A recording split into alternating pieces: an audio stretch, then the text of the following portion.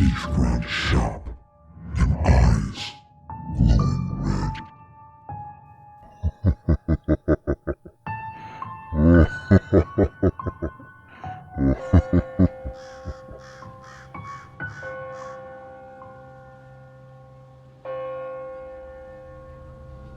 From the end of 1995 until the middle of 2012, I lived in a house I think may have been haunted.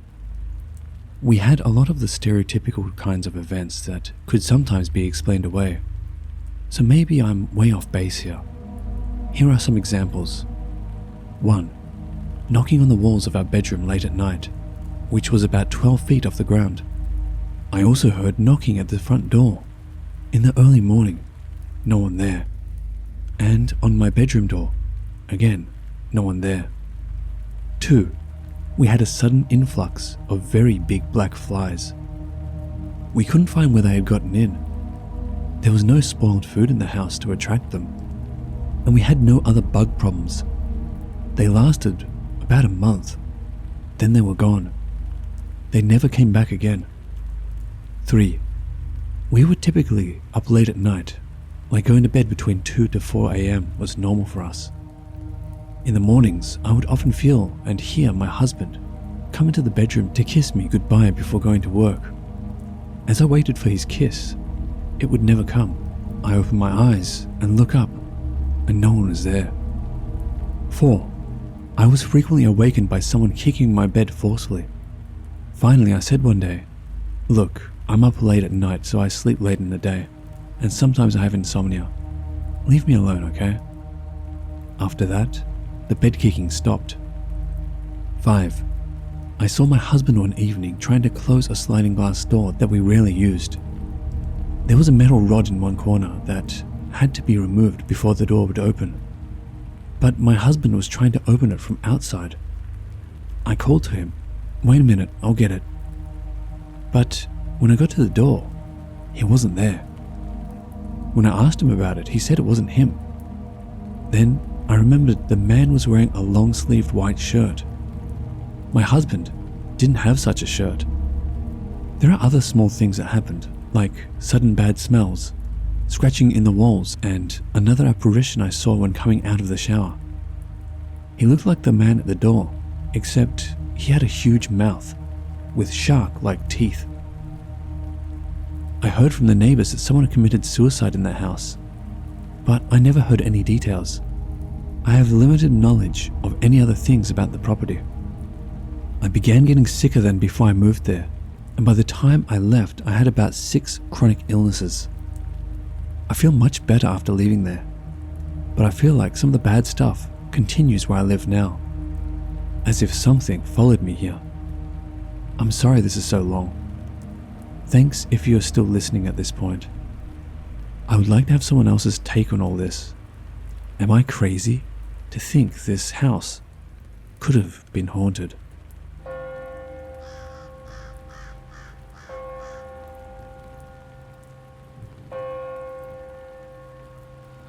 Yesterday, my dad was all excited to finally buy this gorgeous 1-story brick house in Indigo Lake, Texas. It was so elegant, refined, copious amounts of land to run around, a vista of Sylvian charm. No annoying neighbors, unless they were on the road. We brought all of our belongings and finally came face to face with what was going to be a beautiful nightmare. As we unpacked and arriving at the steps, immediately strange things started to happen. The protected door opened by itself, and even the grand door that led inside the house as well just creaked loudly, as if it were telling us to go inside. My dad thought carpenters were working there, as it was still being worked on, but only a day or 2 to finally complete it. My brothers exchanged confused glances and noticed the back of the house had this weird-looking pond. Behind it was a vast forest that had this sort of small cavern/grotto, which made absolutely no sense. We were wrapped in complete forest, so it was pretty creepy. We stepped inside, ignoring the doors opening, and were completely astonished with how beautiful the house was. I still remember being 7 years old and in awe, with so many things the previous owner left. It was like going back in time. Exquisite paintings, china vases, samurai swords, a chimney with a moose taxidermy above it. Oh my gosh, it was beautiful. To the right, as soon as you walk in, was the kitchen, and a strip down that led to the washing machines as well as the backyard. To the left of the living room was a fork. On the right side was going to be my parents' room. Straight led to a grand room, which we named an arcade room. It was a long hallway to get to the arcade room, and left of it led to another hallway. But what was odd of this was that there was a small shower and toilet, along with a long mirror that coated the wall and led to a door which was my brother's room in a closet. That made no sense. From my brother's room, it led you back to the fork living room, and the restroom was in the middle. The arcade room was so cold. Even during summer when you opened the windows, it was still freezing. Everyone who came would complain about how cold it was. Dad thought it was just a small draft. We had a foosball table, PlayStation system, video games, mini movie theater, and even a gym in that arcade room. Night falls, and my dad buys the Blair Witch Project. Yep, scared the hell out of me. We were taking care of my uncle's sweet chihuahua named Brandy, who out of nowhere began barking furiously at the wall in the kitchen. She had all her hairs standing up on her foamy mouth by how angry she was. I grabbed her and put her in the washing room where she just whined. My dad was dismissive of the idea that we were living in a haunted house, but that night after the movie ending was something I'm never going to forget, as this presence started immediately to show itself. I made the decision to sleep in my parents' room for a while. In that room was a painting of a boy and a girl on a countryside walk, on a road, next to a man who was behind. I'm getting chills just being reminded of this painting. My brother is snoring in his room, and my parents are awake, and we begin to hear loud furniture swinging and rustling across. The nails are scratching the walls, and these sort of chain noises are coming from the attic with a ch-ch, as if someone was calling a dog. Right then and there, man, my heart sunk, and I knew this place was haunted. My dad gets up and knocks on my brother's door, thinking he moved things, but he's fast asleep. The noises were brushed off, just a raccoon outside, or the forest trees swinging due to the wind. My heart is racing, and constantly thinking of the Blair Witch Project, which made it worse thinking it was real. Because, you know, at the time, internet wasn't a popular thing to see if a movie was fake. I left a small night light on, and it was probably 11 or midnight when my parents fell asleep. As the night pressed, I dozed and woke up. My parents were sound asleep. The door of their room is completely open, and vividly remembered we locked it.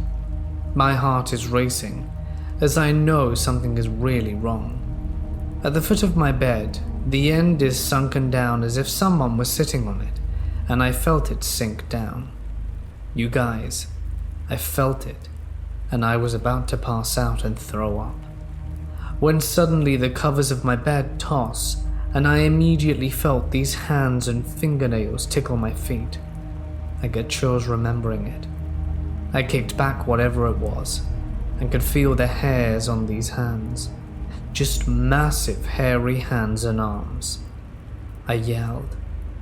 I got up from a nest of blankets and somehow jumped straight into my parents' bed crying.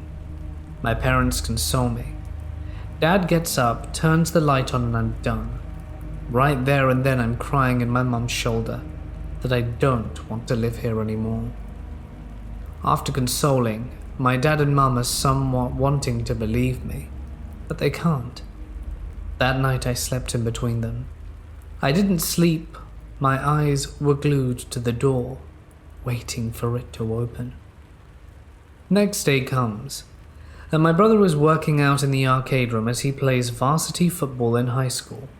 He comes rushing to us, saying he saw little girls' feet with frilly socks on near the hallway, with a lengthy mirror. My dad doesn't believe it, but he becomes a believer eventually. I'm going to go ahead to share the experiences that happened after. A few nights later, my father is in the bathroom. He had a habit of urinating sitting down at night, so that no one gets interrupted sleep. From the windows, the moon is able to reflect some light that gallantly pierces through. As my dad is urinating, he notices my mum is at the door and says he will be done shortly. So he does his thing, and right as soon as he's about to pat my mum on the back to let her go, my dad goes right through her. The silhouette, I mean, and he falls over. That night is the one I remember he finally became a believer and shouting at us to come out and turns on all the lights. He was as pale as a ghost, but I was relieved that I wasn't crazy. Water always turned on as well. Bath water, even the shower, where the long mirror hallway was. One time after a party finished and everyone went home, I took a long bath with my action figures and had a huge curtain that covered it. My mum sometimes would use the bathroom whenever I showered, so I heard her walk in and noticed the shadow pass and would just say, "Hey mum?" No response. So whatever, off I played, and upon finishing the bath, the bathroom door was wide open. I came out telling my mum why she didn't close the door, and she said that she didn't use the bathroom and was outside cleaning up. It was scary. A lot of stuff went on in that house. We had family friends stay the night to look over the house while we went on a trip. That following night, they called us saying they were leaving as they were getting too spooked. The couple kept having dreams of a handsome man with hairy hands touching them, and he would laugh a lot. And his wife said that the painting in my parents' room was moving. She noticed the kids in the painting moving, and the television in that room turned on and the volume would flood up so high to the max. They left in the middle of the night, after a mere few hours. We were all painting the fence of the house and saw neighbors jogging on the road. They approached us and told us the house had belonged to an artist who ended his life in our garage. No one ever got close to him, as he was always reserved and spoke to no one, but joggers would see him with art supplies all the time. No one ever knew who the girl that my brother saw was. Right then and there, my mum called her, who is a spiritual person, and told her to take incense and just walk around and talk kindly to the man and ask him to leave. After the small ritual, we never felt anything. Looking back, it feels odd to have been scared. Maybe he was just really lonely and in a dark place at the time, and was just playing with me, wanting his presence to be acknowledged. The carpenters even mentioned that they would see a girl roaming around our pond with this strange face scarf on. Funny thing is, my mum stayed at home while my dad worked, and while my brother and I were in school. She never experienced or heard anything. Anyway, we ended up selling the house because it was flooding a lot, and the creepy part about the grotto in the back, near the farmer's pond, was that after coming back from evacuating the floods, we found so many dead animals stacked on top of each other. Dog, geese, cats, 2 horse and owls. It just gives me the shivers every day. The arcade room is still frozen cold as well. I haven't been back, but I would be more than happy to share the paintings that he had in the house, as all of his belongings are in storage.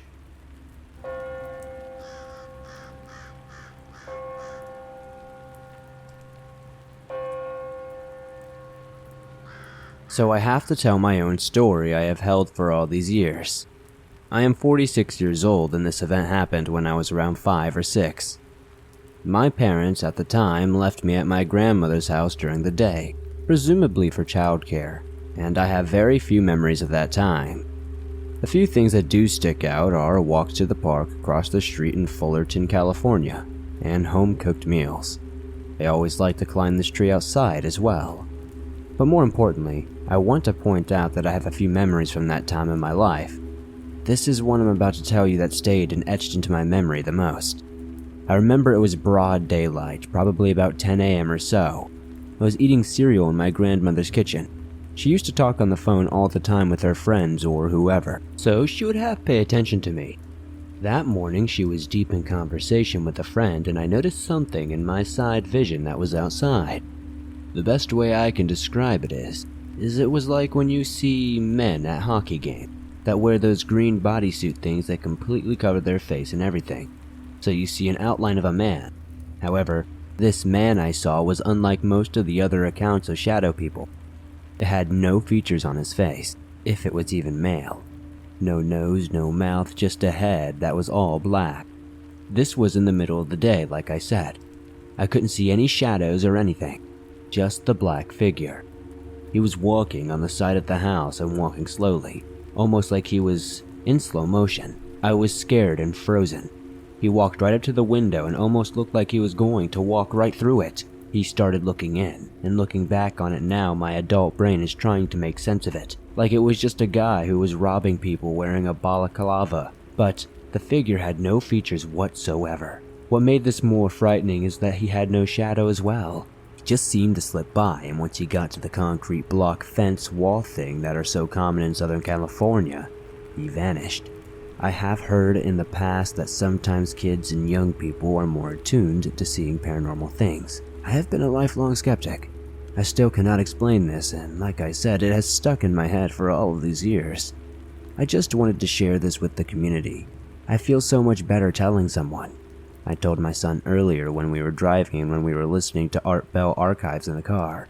Listening to that really brought back a flood of memories from that encounter. I still cannot explain it.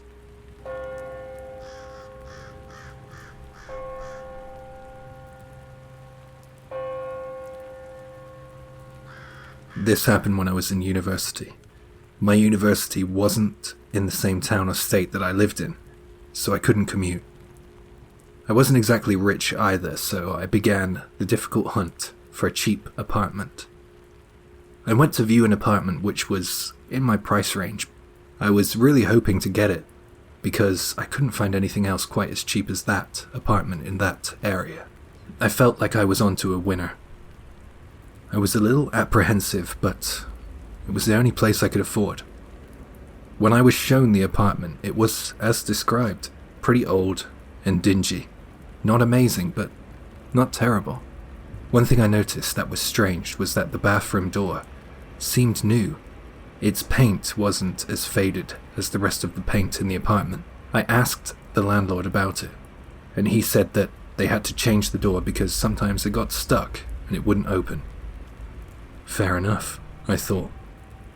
The first 3 months flew by without incident, and I was enjoying my own space. That all ended when one night I woke up in the dead of night to hear a scratching sound. I went to go and check for the cause of that sound. I turned on the light and I got out of bed, but then the scratching suddenly stopped. That spooked me a bit, but since it stopped and I was tired, I just ignored it, turned out the light and went back to bed. The next day I was watching TV in the afternoon, and I heard the scratching again. I pressed the mute button and waited. There was the scratching again. I stomped on the floor and the scratching stopped. It sounded like it could be cockroaches or some bug. Thinking back on it, I realized how wrong I was. It was a very strange sound. I heard that noise every day from then on. It was never at the same time. The scratching came in random intervals. I started to spend more and more time out of my apartment because of this. I guessed that those noises were probably still occurring even when there was no one home. One night, when I was in the apartment, the noise was so awful it really got to me. It woke me up in the middle of the night. Another sound began to accompany the scratching sound. It was a gurgling. Whatever was making it seemed to be either frightened or stressed. I got out of bed and began to search for the cause of these creepy noises. Something deep down told me to leave it and go in search of it in the morning. I was now more than a bit freaked out. When morning came the next day, I got up as usual and I started watching TV. I know, I was a hard-working student, as you can tell, huh? I was thinking at this point that I had an infestation in my apartment. I heard the noise and I shot to my feet. It was coming from the bathroom. It was like something was scratching at the bathroom door. I banged on the door hoping it would stop, like the stomp had stopped it before, but this time I was wrong. I knocked on the door, and then the scratching changed to a scuffling kind of tapping. I smacked my palm on the door and it didn't stop. The tapping continued. I didn't like it at all. The tapping grew louder, to a banging sound. The thudding on the inside of the door was making the door swell with impact and vibrating through the floor. I knew that it wasn't any infestation. I knew that there was no one on the other side of that door too. Usually there was no one in the apartment building during the day except me and the landlord. I stood there frozen. I was worried that the landlord was going to come up to my apartment and shout at me for the noise. And then it suddenly stopped abruptly. I had to check. I didn't want to, but I needed to know if there was someone there. I opened the door as slowly as I could. I was bracing myself for whatever was going to happen next. I saw long scratches and dents on the other side of the door. I was really scared, and I couldn't stand being alone in my apartment, so I headed down to the landlord's apartment, and when he answered the door, I blurted out what had just happened. He didn't seem that fazed, and the reason for this was revealed. It was as if he had heard my story time and time again. He followed me upstairs so I could show him the scratches. He sighed, and then told me about a former resident. According to the landlord, there was a woman who tried to take her own life by using a poisonous gas in the bathroom. Apparently, during her attempt, she changed her mind and tried to get out of the bathroom. Like the landlord explained at the start of this story, the old bathroom door sometimes didn't open and it got stuck. She couldn't get out. The police's suspicion is that the young woman began to kick and bang her fists against the door to try and get the attention of anyone nearby. Sadly, she was unable to escape, and even if someone happened by, they wouldn't have been able to get inside because her front door was locked. In her final moments, however long or short they were, she must have dropped to her knees and then fell forward onto her stomach. She scratched at the door, leaving marks like the ones I saw that day. The sound I had been hearing was maybe the sound of her scratching. The landlord then said, "Look, I have a lot of tenants in here, and I tell them the same thing when they realize that an accident happened in here. I mean, I probably should have told you, hey, sorry. Look, the thing is, when you hear the scratching and show her that you noticed and are aware of it, she always stops. Same with the banging. I mean, I can paint over the scratch marks if you want, no charge. How about that?" I was so angry. He should have told me this before moving in. This wasn't a joke to me. I told him that I was out of there. I went upstairs to get my things. I threw as much as I could into a suitcase and burst out onto the streets. I am now completely free of all mysterious phenomenon, but I often think about that poor woman and the noises I heard in that apartment.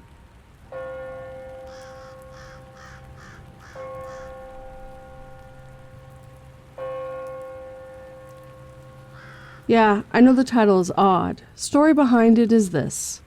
I play Airsoft in Ireland. My team is mostly Russian. I'm the only Irish guy. We were at a 24-hour game. We were making our way to a building through a forest area. It was hot at 12 p.m., but then it got really cold to the point that my rifle felt like ice. I said so to the lads, but they didn't take much notice and continued to talk to each other about the objective. I seen trees a few meters away move. I asked my friend that had an NVG's and IR torch to check it out. He had a look around and told me no one is there. Anyway, a few hours went by and I got separated from the group. I ended up in a long building in a cellar room. It was quiet. My comms were working, so I told my friends where I am, and they said to make my way back to camp. I got really cold again, to the point that I felt sick and a weary feeling. I broke light and I was like, duck this feeling. I felt terrified, worst feeling of my life. So I started looking around with my rifle that had the torch on it. My eye line and rifle pointed in the same direction. I heard large boots stepping around me. I yelled out, "Who's there? I'm out of game." There was no answer. I headed down a hallway with rooms. I popped chem lights, tossing one in each room as I passed them. It was about 3 a.m. at the time and pitch black. No one is shooting and I don't hear anyone. I start thinking everyone is probably gone to sleep or at camp. I heard a big bang in a room next to me and I pointed my rifle/light in that room. The light lit up the whole room except one spot. The light didn't affect it. It didn't even make sense. It was a shadow as if I was pointing the light at a person, but no one was there. There was something or someone causing the shadow that wasn't there. It was definitely a person's shadow against the wall. 6'3" tall or so. Legs looked like it was crouching. I could see figures of a long hair moving. A thick shadow, broad shoulders from the shadow. The head was long and thin, and the shadow moved so fast to the point that I lost it. At this point, my bones are hurting, my mouth is dry, as well as my heart is beating a mile a minute. I try adjusting my rifle around, I catch the shadow again, and it was in the hallway that I just came from. I turn fully to point my rifle/light at the dark shadow in the hallway. At this point, I was close to wetting myself. I tried to use my comms, and oh joy, no answer whatsoever. I am there, eyes glued to this figure, and I yell at it several times. I moved real fast down the hallway, and for some reason I didn't think of running away and leaving. I followed it, thinking, what the duck is this? It stopped being a shadow against the wall, but a shadow standing in the middle of the hallway. The hallway filled with light and this thing of darkness standing in the middle of the hallway, not moving. I continued to yell at it. I don't know what I was expecting it to do. It moved in a blink of an eye into a room. The shadow tilted as if it was going head first in said room. I heard a really creepy-like laugh, but not loud. It was quiet, as if it sounded like it was from a mile away, but not. And it was coming from that room. I put my rifle on the ground with the torch pointed down the hallway. I took out my spare Surfire torch and an old AKM bayonet out of my smush. My knees are weak. I'm freezing and thinking of my son. I'm thinking about how I shouldn't be an atheist. I'm afraid to move. My brain, fight or flight, has kicked in, and my stupid brain picked, it was fight. I ran into the room, yelling angry curses, ready to do, I don't know. I felt an anger that I've never felt before, taking over and canceling out my fear. But the room was empty. No shadow, my body felt warm again. My sweat was no longer ice water on my skin. It was like someone put up the temperature in a second. I went from seeing my breath to being normal again. I left, picking up my rifle, and sprinted back towards my camp. Came across 4 guys, and they were from the enemy team. I asked them if they knew if anyone was up there, where I was. They said no, everyone was back at camp. Why? I told them I seen a guy. They checked on comms if there were anyone missing from their group. No one was missing. I think they could tell I was off. I felt like garbage. Twitching, I said thanks and ran through a compound and a field to my camp. Everyone was drinking beer and eating food. Asked around why no one would answer my comms. They said they did. They answered me earlier telling me no one was up there with me from the team. Only my radio has long-range antenna. I shouldn't be able to get the signal up to 3 to 5K away. Anyway, I put it behind me and ate some food and drank some beer. Chatted for about an hour or so before I went to bed. So I woke up at 5:22 a.m. and remember looking at my phone.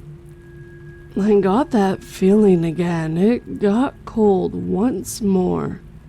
I opened my tent and pointed my light out and around to the trees. I skimmered past the shadow against a large tree. I put my torch on the figure and there it was. Just at this point, I didn't really feel scared anymore. I'm drunk as a skunk and remember yelling, "Will you just buzz off, you stupid SOB?" And I closed my tent, cracking open a can, downing it before passing out 5 minutes later. I woke up around 8 a.m. and everyone was awake and talking and eating. I was hungover, so I got some coffee. I started talking to a friend and he told me about a shadow that was right outside his tent. He opened his tent to see nothing. The shadow was of someone kneeling down at the entrance, but no one was there. He expected to be face to face with another person as he unzipped that tent, but was only met with open space. I wanted to tell him about last night, but I stopped myself. I don't need to look like a crazy person or look like I'm making stuff up. So I said, it doesn't matter, and walked away. So yeah, long story short, I tried to mess up a ghost or a shadow man. I still remember the features of the shadow person was definitely around 6.3 to 6.5 bent legs or crouched legs, so probably taller. I didn't see any physical features as it was a shadow, but its head was being long, shaped with long hair. Some parts of its hair was longer than other sides. Its limbs were long and thin, as if it was malnourished. That thin is difficult to explain. I could see it. I couldn't see it, but the shadow it formed gave me all the details I needed.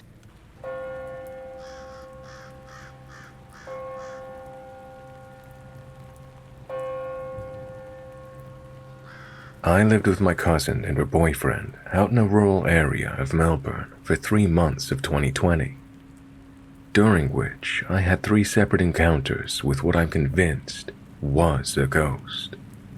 The house itself was big, spacious and spread out, with 3 rooms and a long corridor. The house was once a childcare center that had been rezoned as a private property, so the corridor had 2 doors that were nailed shut, and no curtains or curtain rods, which left the windows exposed all the time. It was on the main road, but so back from the street and absolutely surrounded by trees and bushes that the streetlights were barely visible. My first encounter was extremely terrifying, and even thinking about it now scares me. I was in bed. Long day at work in the hospital during COVID. Extremely stressful. so I went to bed around 9:30 p.m. I remember waking up in that slow way you sometimes do at night, but it wasn't because I needed to use the toilet or get a drink. It was because I felt a heavy presence on the end of my bed. I slowly wake up, and the presence on my legs felt heavier. I was trying to control my breathing, trying to move my legs, and the heavy presence moved up my body until it felt like something was crouching on my knees and thighs.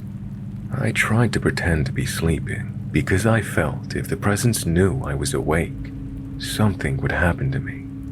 So I lie as still as I can. I sleep under 3 blankets, all of them wrapped around me, so I felt like I was safe, until the blankets started slowly being pulled down from around me.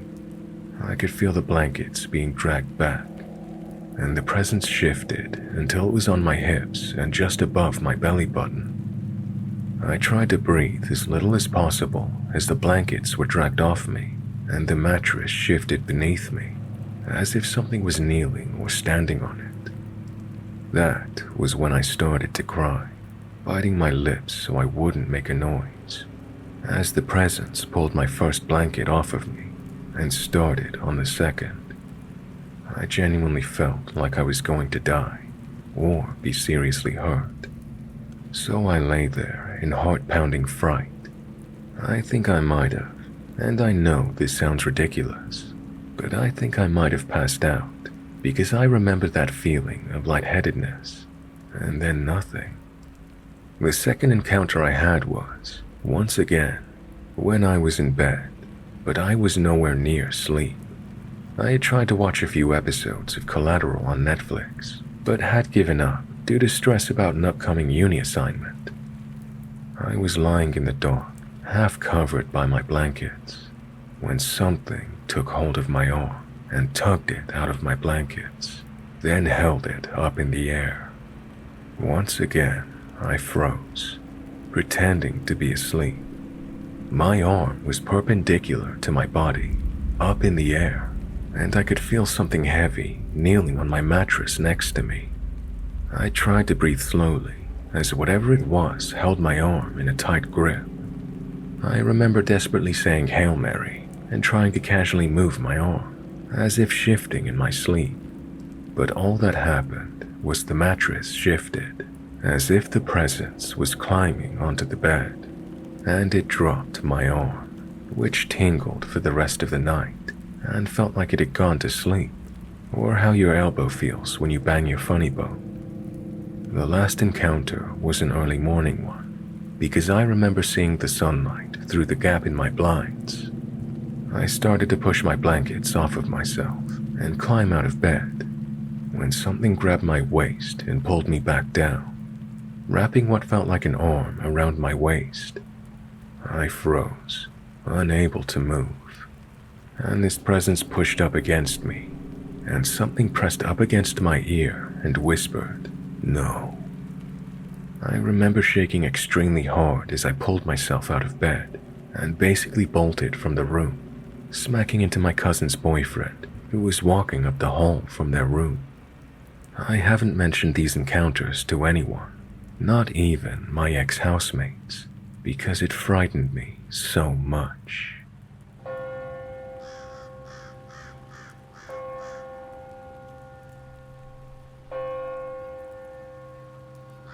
So I've been obsessed with the paranormal since I was around 9 years old because of a traumatizing and very oppressive presence inside my childhood home, which left me with a broken understanding of our world as a whole. I have to stress that the story I'm going to retell here was not sleep paralysis, nor was it a nightmare or a night terror. I have never had either, nor have I had any kind of psychotic break in my life, or am I a schizophrenic of any sort. So anyway, here's a version of my experience. I was about 9-ish. My mom used to let me sleep in her room from time to time because I was a mama's boy, and no one liked the rooms in their house for whatever reason. Sleeping anywhere but in this room felt like I was doing something wrong, like there was an unknown and unspoken rule I was breaking. So there I was at about 9 or 10 p.m., sent upstairs and told to get ready for bed. I was sitting on top of the sheets, moving them around, trying to get all settled so I could lay under them. The lights off in the bedroom, but the bathroom that also works as an entrance to the bedroom had its light on, so it wasn't completely dark inside the room. As I was pulling the blanket up and flopping over onto my butt about to lay back, everything went completely still, silent. No electrical hum from the bathroom light, no birds outside, no talking from downstairs, nothing, no sound at all. As I became aware of this, I looked to the bathroom, and a black mass vaguely in the shape of a human, but distorted and covered in a mist, thick enough not to show any feet or any other features, began gliding, not walking, but essentially hovering into the room. I would say it was 5 feet or taller. From my vantage point, it was about equal to where its waist should be, as it strolled in and moved slowly with intent, but I felt as if it never broke its focus from my gaze, as if we were staring at one another. In the corner of the bedroom was a lazy boy chair that faced the bed. That smoky black being floated through the chair and into the corner, then stopped for a moment, maybe just a few seconds, then moved forward through the chair again and slightly closer to me. It was still several feet away, but close enough in my mind that I told myself to hide. So under the blankets I went, with just my head poking out enough so I still had an undisturbed view of that intruder. I figured hiding was pointless at this point, but I had no other idea on what to do. I was petrified in terror, stuck in disbelief that this was actually happening. What felt like forever passed, with our gazes locked with one another. And then it spoke. But when it spoke, it wasn't as if I was hearing a voice from across the room. It was as if I was hearing it inside my ears. I would venture to even say telepathically. What it spoke to me was completely unknown. It sounded like a different language, but it spoke in several different pitches at one time, like if it was a group of people reciting the same phrase over and over. After a few moments, it began gliding back towards the bathroom door and moving back just the way it came. Then all of a sudden, the noise resumed and I was alone again, and I could feel that presence was gone. I still didn't move a muscle. I stayed right there, crying myself to sleep over the next couple of hours. When I woke up the next day, I had no idea how to explain what I just went through. If anyone has been through something similar, please let me know. I'm very interested in looking into this and want to document other people's experiences.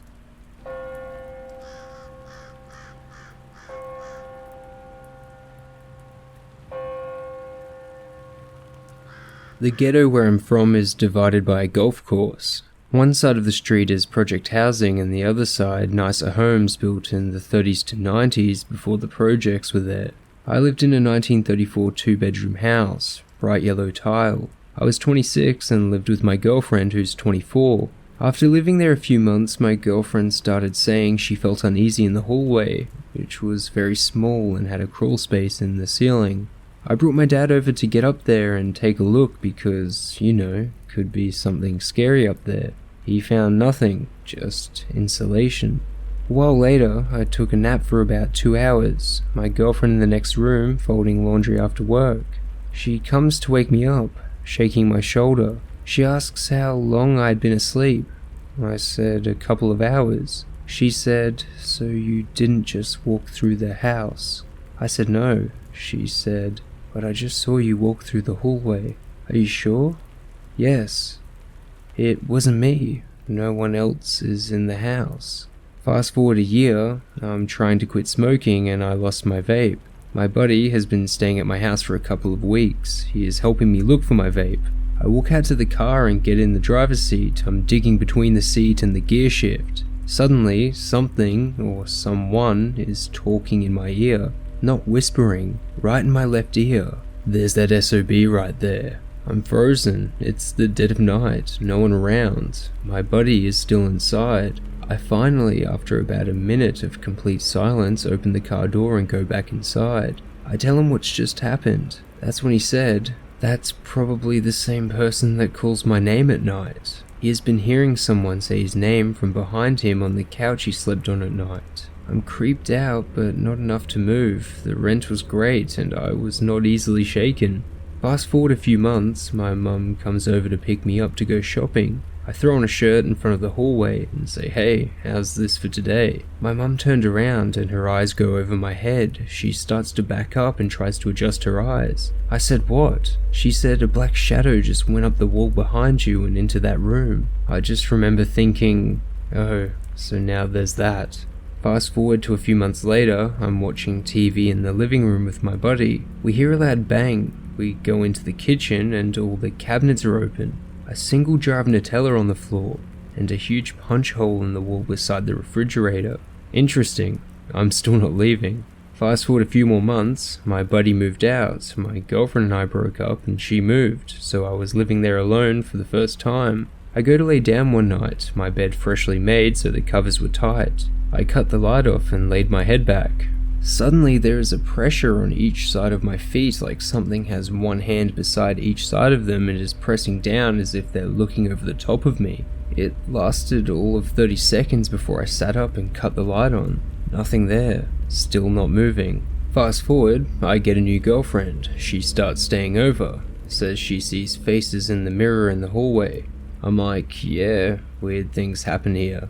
Nothing has ever tried to harm me, so I stay. This goes on for a couple of months until one day I come home to my girlfriend on the porch. It's dark. She says she will not go back into that house while I'm gone. She convinces me to move. I'm in love. I want to make her comfortable. We're in our new house and I'm on my laptop going through old photos and videos taken at the old haunted house. I find videos of myself being recorded from my laptop, but I'm not pressing record. It was videos of me watching TV, working out, leaving my bedroom and walking through the house. Stops on its own. All videos were about a minute or so long. Went to the courthouse and found records where the owner and also the town sheriff had died there of old age. And the community seems to believe there was a brothel there at some point due to a red light on the porch. I'm sure that was just a rumor. One of the neighbors said someone had shot themselves in that house, but there was no record of it. I could go on about other instances in the old haunted house, but I've gone on long enough. It was 2009 to 2013. Rent was $6.25. I wish I had never left.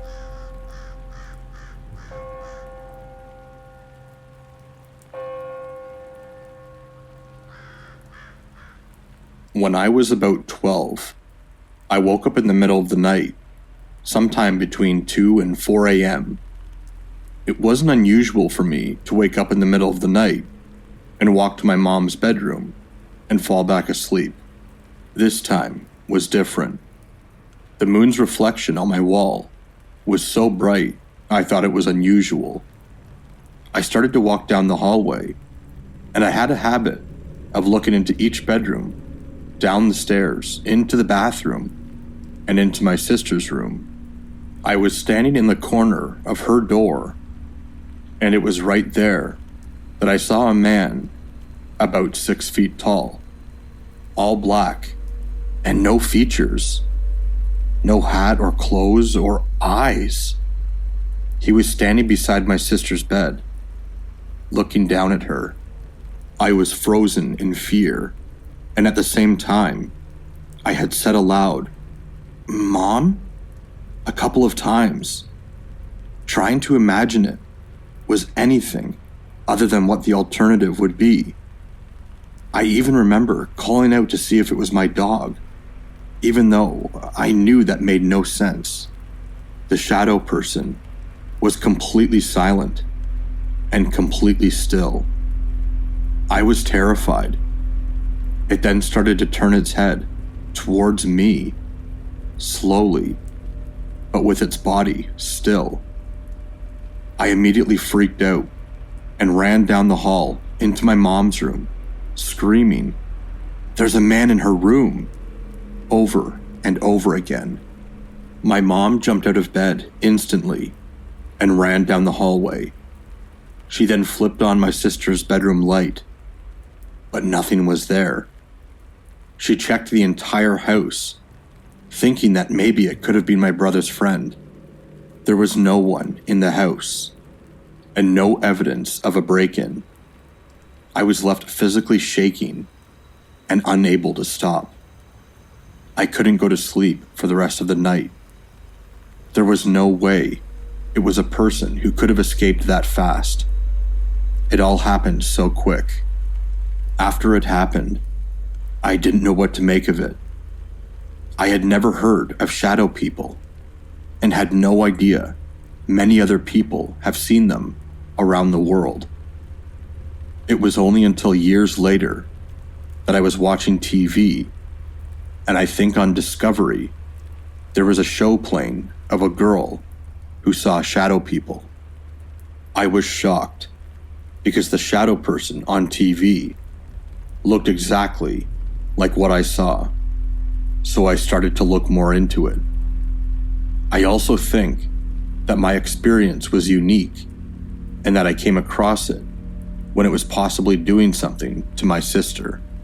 The shadow people stories I have read seem to revolve around sleep paralysis, seeing them out of the corner of the eye, and it happening directly to them, none of which are the case for me. I was fully awake, staring directly at this thing for a substantial amount of time. I even called out to it and ran to get help. No one can tell me shadow people don't exist, and I do get annoyed seeing science trying to explain the phenomenon as hallucinations. It's a slap in the face for those of us who know what we saw. I just have so many questions still. Like, why was it standing over my sister? Why did I happen to stumble across it? Why was I able to see it? Why has no one else in my family seen it? Why is it there? What is it? And how come so many people have seen them? I truly hope, though, that I never see it again.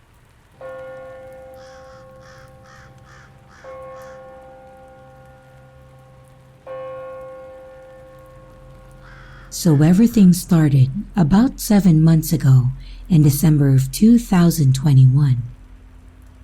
It was one of my first nights being home alone, and I had been home alone hundreds of times for the day, but this was one of the first through the night. I was playing games on my computer when I heard my dog start barking hysterically. My dog is not one to just bark at nothing, especially not in the house. So I knew something was up and went to check on her, and she was alerting to something down the hallway to the front door. She started growling.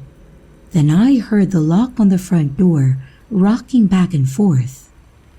I immediately thought that someone was trying to break in, and the lock was rattling for about 20 seconds before it stopped. Then a few seconds later, I heard 3 thumping, creaking footsteps above my upstairs. This freaked me the hell out, so I checked every room upstairs and then checked the camera outside, and there was nothing. There is a glass storm door on the outside of the front door, so whatever was moving the lock was from the inside of the house. That was it for a few months, so I kind of forgot about it until my dad started asking if me or my mom were walking around upstairs in the middle of the night. Neither of us were up, and my dad said that he kept hearing footsteps and faint talking for 4 days before it stopped. And a few nights ago, I was up at around 2 a.m. when my parents were asleep, and I could have sworn that I saw someone about 8 foot tall standing in the pitch black living room. We have also noticed over the past months that small things like soap bars, screwdrivers, and yarn would go missing for a few weeks and turn up somewhere completely different and out of place.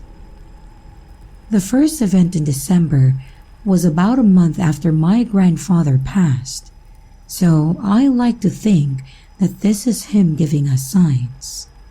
But every time something happens, it feels like my heart stops, like something isn't just messing with us for fun. It's a very weird sensation, and any insight would be helpful.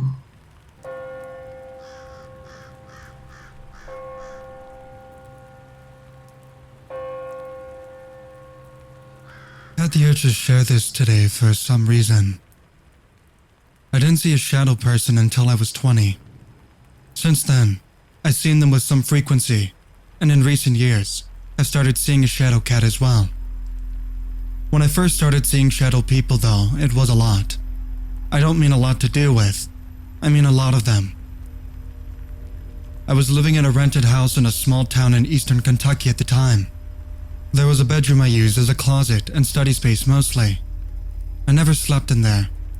I would see shadow people every day. Frequently more than a dozen in a day. Often, I would see a line of them walking one behind the next.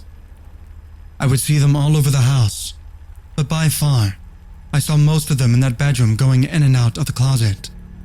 That's where I would usually see them, all cute, going in and out of the closet, like people getting on or off a crowded train at the train station. I can only assume there was a portal in that closet. They used to come and go between that town and wherever else. I always wondered why there would be a transensation of sorts, where many shadow people would use the same portal, rather than having a portal in each home or something like that. I talked to several other people that lived there before, during, and after my time, and they almost all had similar experiences.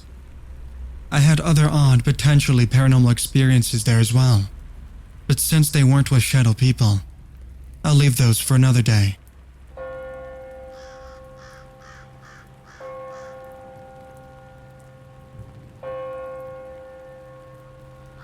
Here's some background.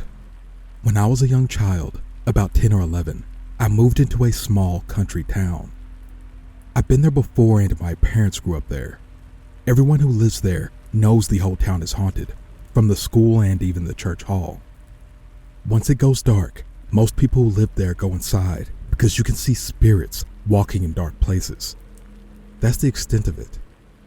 But the house I lived in has a spirit who likes to mimic the voices of your loved ones and even likes to look like them. It would only target me and my older sister, and only when we were home alone. I would wake up with bruises and scratches, same as my sister. One time, I was home alone and heard my older sister call out to me from our room. I got up and saw her walk into our room, just slightly, but I could tell it was her. I called her name, but she didn't answer, so I followed her in. I entered our room and saw that it was empty. I thought she was messing with me, but she's pretty tall, so there wasn't anywhere she could hide. Then, suddenly I heard the front door open. I went and saw my sister, with the rest of my family. This wasn't the first time something like this had happened, and certainly not the last. Anyway, I moved out of there about 2 years ago, and I've never woken up with a random bruise or scratch again.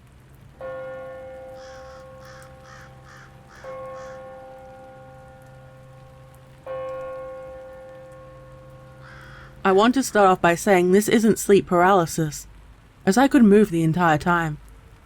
Here's the story. Standing above me at the side of my bed, it was completely black. Think of a void, and that's the color, or lack thereof, it or they were. It happened multiple times over the course of a decade. A lot of times I would jump into fight mode, with my heart racing, and throw my blanket at it, thinking it was an intruder, and that the blanket would distract them long enough for me to get the upper hand. But every time I threw the blanket, it would simply flop to the ground. I remember another time I saw it again, and scooted back in bed until I was practically sitting on my ex-significant other's head. She was pissed off about that. After each experience, I would lay in bed until I calmed down, and then sleep the rest of the night.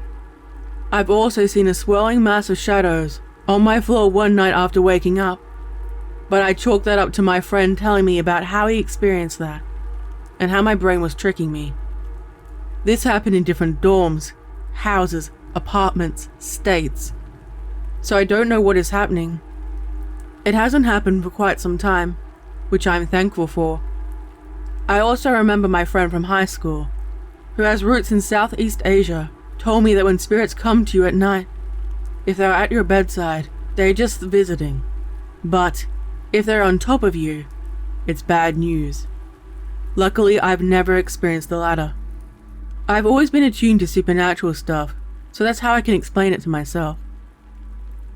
Anyone have similar experiences?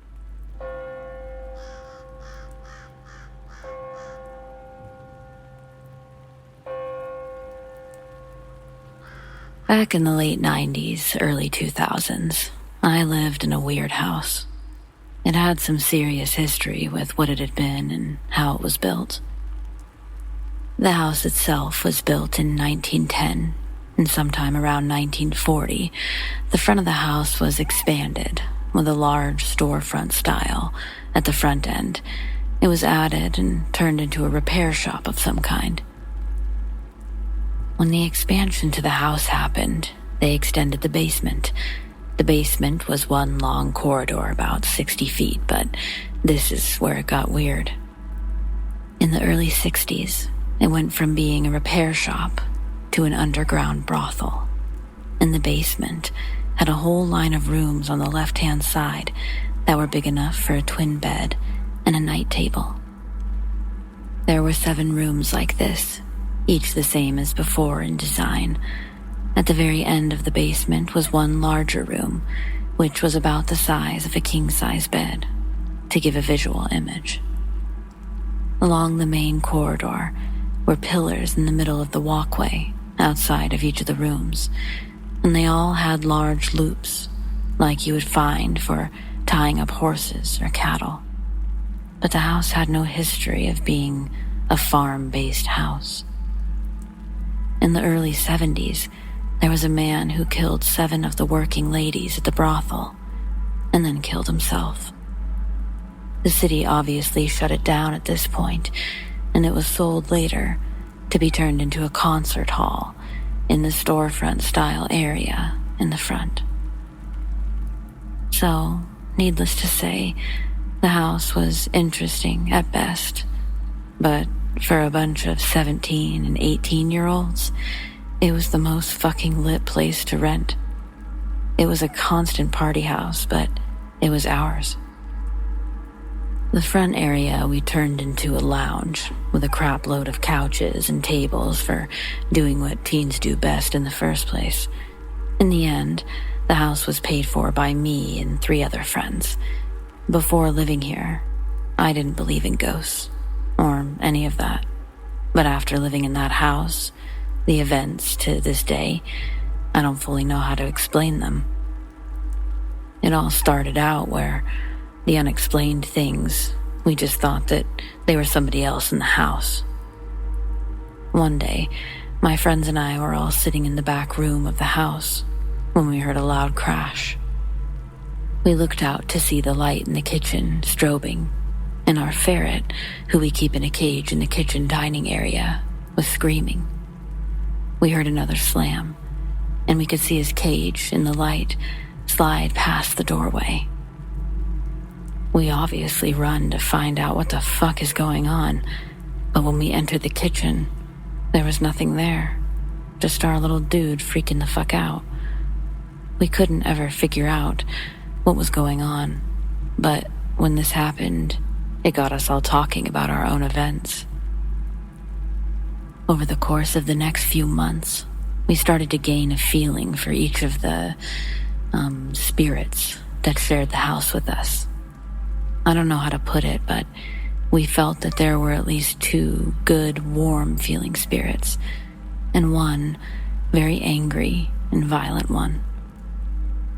We started having physical interactions with them, which to this day, I can't fully explain other than what felt like a warm hand on your shoulder kind of experience.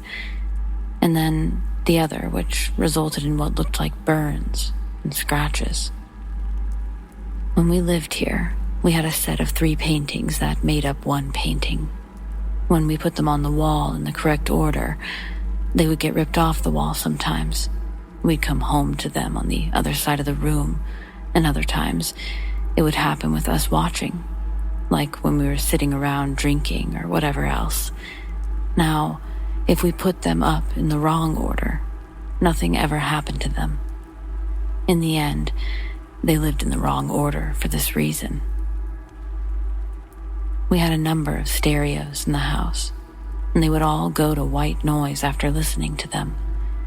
These were the old style with the knobs to change the stations around, so we ended up taping them in place. But they would just sometimes go to white noise anyway.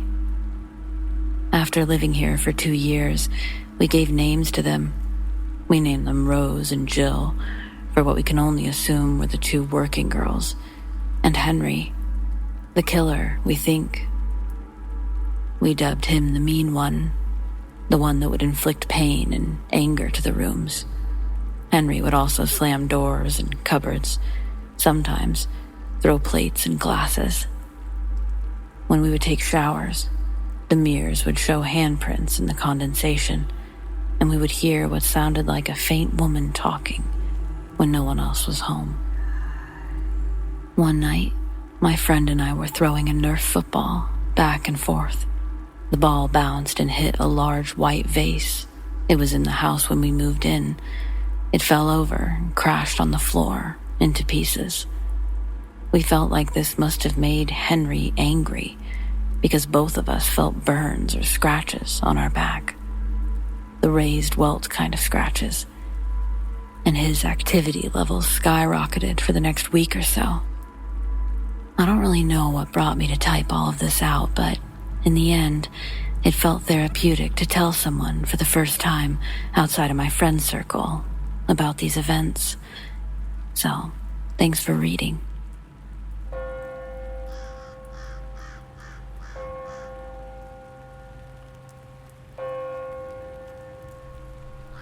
Disclaimer. I don't suffer from sleep paralysis, and I have no prior history of it. One time, when I was a teenager, I went to bed after staying up super late playing Xbox with my friend. At the time, I was trying to get used to going to sleep without the TV on or any other light source, so I was still a little bit nervous about being in the complete dark. I actually ended up freaking myself out by imagining scary shit before finally falling asleep. I woke up not too long after, and something told me to look at the foot of my bed. So, I did. And that is when I saw a black silhouette of a person just standing there, staring at me. I initially didn't freak out because I knew that I must be seeing things. So, I rubbed my eyes and I allowed them to focus a bit, fully expecting for whatever inanimate objects my mind was playing tricks on me with to be revealed. Not only did this shadow figure not disappear, but just at that moment, it moved. That's when the horrifying realization that this was real sank in, and I immediately began to freak out. I desperately wanted to scoot backwards to get as far away from it as possible, while also putting myself within reach of the bat I keep next to my bed. But I was literally frozen with fear. Not knowing what else to do, I began yelling for my parents, while never taking my eyes off the figure, who had begun to bend down just as my mum mercifully turned on the light. And just like that, it was gone. It took me a good hour or so to calm down. And by the time I was finally able to go back to sleep, it was dawn.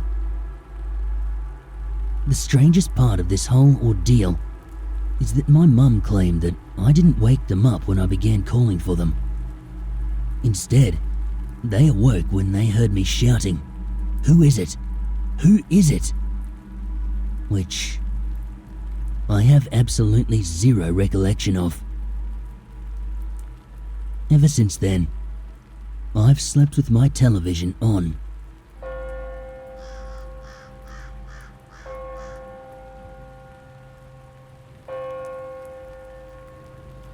Before I start this story off, I would just like to say that this house was built in the 60s, and I'm not entirely sure that there have been any deaths near or in this house, but it still scares the shit out of me. Around 2016, me and my family moved into this house. It needs a lot of renovating, and also, it's just generally old. To add on to the oldness to this, the family graveyard of the neighborhood owners are about a block from us, and all of the streets are named after the now deceased children, which is sweet, but also very creepy if you think about it. Now, on to the main story. So about 3 or 4 months into this house, I was very sick or ill to the point where I was coughing, sneezing, and sometimes puking. It was the worst part of being there. But around the time where I started to get better, doors started to slam a lot, even when nobody was upstairs. My door, for example, was slamming a lot, and to the point where a crack is now in the middle from the force of the door slamming. But not only was it mine, it was my brother and sister's, or any doors in the hallway where our rooms resided. At first, me and my family blamed it on our windows being constantly open and with the airflow, but I really doubted looking to that, as it was around winter when this happened. Another thing to add on to this is I could now hear footsteps walking towards me and my brother's room. Not necessarily footsteps, but like you can hear something moving forcefully, and then it sounds like something is opening up the door. Also, to add on to me thinking this, is that I keep an EMF reader around just in case to see if it's actually true. EMF readers are still faulty, I agree, and sometimes I get up to an EMF 3 before it disappears. Lastly, I always feel like there's something sitting on my chair in my room while I sleep, to the point where I have to have something on my chair, and my chair facing a different direction of my bed. I've recently been paranoid of my chair, as it is usually facing a different direction than when I leave it, but it could also be my imagination. There's really all my ghost experiences, but I hope it gave you guys a good story.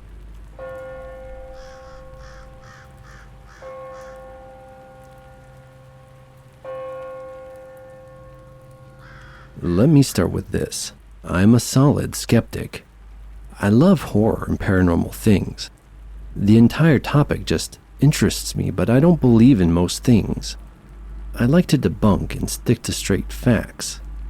With that being said, I can't explain what's happening right now, and I'm starting to overthink and scare myself. The event I'm describing happened to me about 30 minutes ago, and my heart is still racing. I was sitting in my car in front of my house. I had just finished a phone call and was just sitting in the car taking a breather before going into the house to get ready for bed. On the left side of my house is a large hedge that runs from the sidewalk along the house to the end of the backyard. Then there is my house directly on my right in the driveway. I look to my left and I see what looks like a person standing on the sidewalk behind the hedge. I instantly double take, and it's dark, so it's just a black figure. I move my head around and still can't tell if it's a person. The hedge is just thick enough I can't make it out. I convince myself it's nothing but a lamppost and branches in the hedge making it look like that. The shape never moved. I looked from many angles and it never moved. I let it go and went inside to go to bed. Wow. Writing that sentence felt like there was 1,000 pounds being pushed on me. This has taken me nearly 25 minutes to write. My heart keeps racing and typing that sentence. My hands still feel kinda shaky. I don't understand why I feel this way.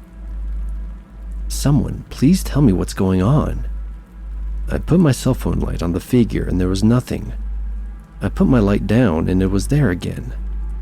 I immediately put the light on and it has stayed on since. There's nothing against that wall. There are no windows casting a shadow. It's an empty wall. I don't understand. It's not possible for there to be anything there, and it's so close it doesn't make sense. Someone, please tell me what's happening to me. What do I do?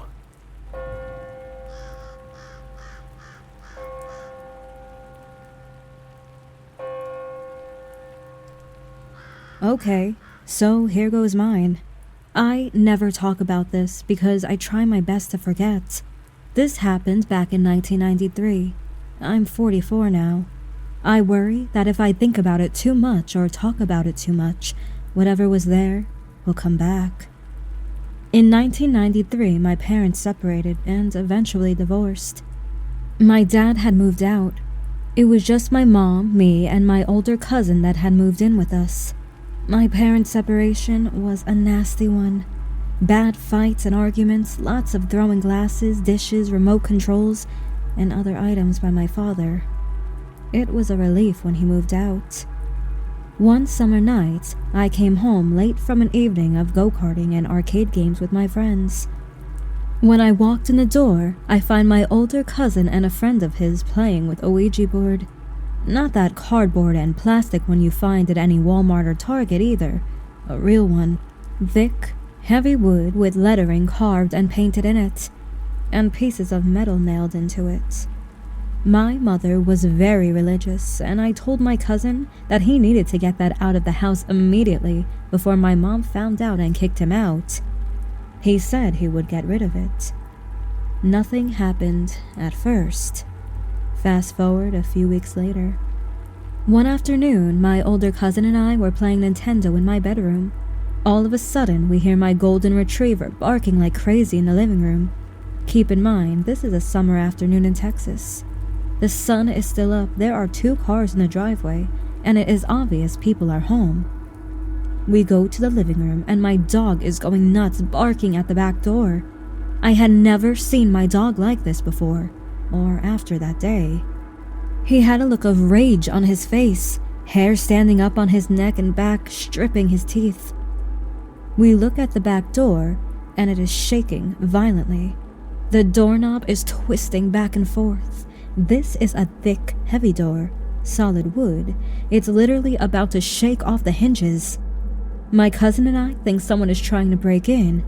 When my dad moved out, he took his guns with him. So I grab the biggest butcher knife I can find. My cousin opens the door, and nobody is there. No one at all. The door went from shaking so hard that it was going to fall off the hinges to dead silence in literally a second. We had a large backyard with a 6-foot-tall chain-link fence that made a ton of noise when the wind barely blew. Usain Bolt himself could not have run fast enough and cleared the fence. Again, nothing happens for a few weeks.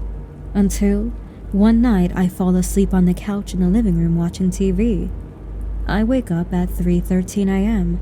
I'll never forget that time. I get up, grab the remote to turn the TV off, then stumble to my bedroom. After turning the TV off, the TV begins to turn itself on and off rapidly. It's not an electrical surge either. I can hear the button on the TV clicking over and over. I haul ass back to my bedroom. After that, weird stuff started happening around the house. Hot and cold spots in the house, things going missing and then turning up in places that made no sense. A feeling that you were constantly being watched. I never stayed in the house alone after that. If my mom wasn't home, I'd go to a friend's house until she got home. Eventually, we had to move out because my mom could not afford the house payments on her own. While cleaning out the last bit of stuff from my older cousin's old room, he had moved out a few months prior, I looked on the shelf in the closet. The Ouija board that he said that he had thrown out was still there.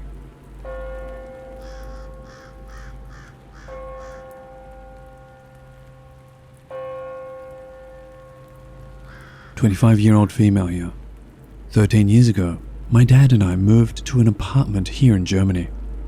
I was 12 back then, so it took me some time to realize something was off. I had a pitch black shadow in my room, exactly in the corner over my bed. From time to time, I would feel random discomfort or even feel scared a little bit. One time I showered at night and, upon entering my dark room, a bright white light, almost like a ball, flew from the right corner, where the shadow was, to the other side of my room. I was just so shook. I immediately went to the living room to sit with my dad till I wasn't scared anymore. I didn't even bother telling him. Anyway, that's when I realized that maybe something is off. I asked my neighbors, and it turned out that an old man was living in our apartment a very long time before us, and he supposedly died asleep in his armchair.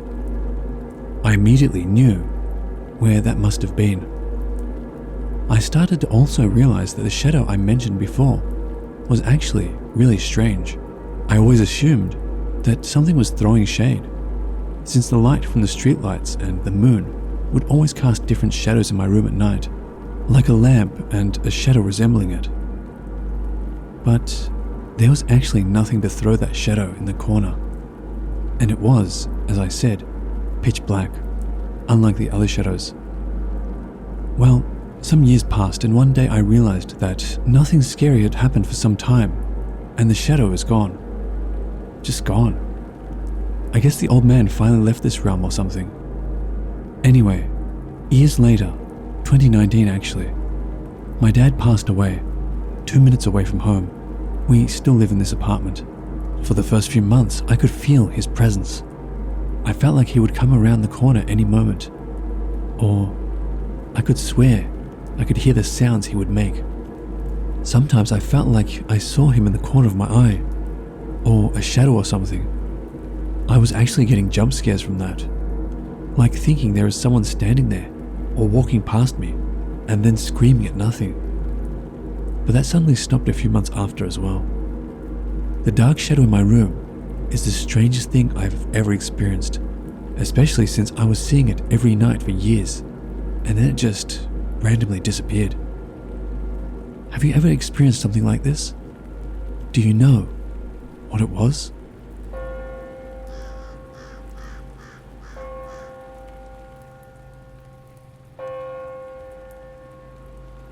So, I'm 17 and I've been living with ghosts my entire life so far. The earliest sighting of one of them I can ever remember was when I was at least 8 or 7. Yeah. I woke up from a nightmare. I was so scared that I went down the hallway to my mom's room. And when I got there, I sat on her bed, to go under the covers. But before I did, I got this weird feeling like dread and fear go through my body, and the feeling of someone just looking at me. My mom had this old mirror in her room, and when I turned towards the mirror, there was a tall, dark figure standing there inside of it. He wore a hat, and all I could see for his features was a big smile on his face. He was tilted, looking down at me. He was there the entire night. I stayed under the covers. I knew he was still there because I got the feeling he was looking at me. Since then, I gave him the name the Mirror Man.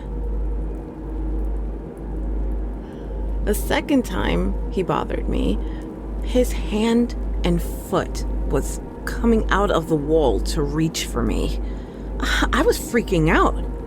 When my mom noticed, she opened the front door and she yelled and cursed at him to get out. And for 2 years, I wasn't bothered at all by him. But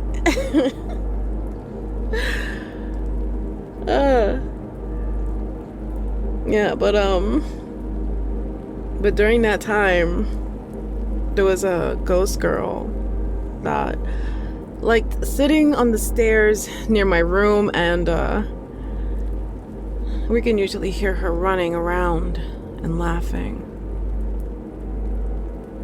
I would hear scraping of somebody walking near my window at 3 a.m. every night, like they were dragging their feet across the road. Just knocking right outside near my window on the second floor where nobody can reach without a ladder, or dragging something heavy outside my door.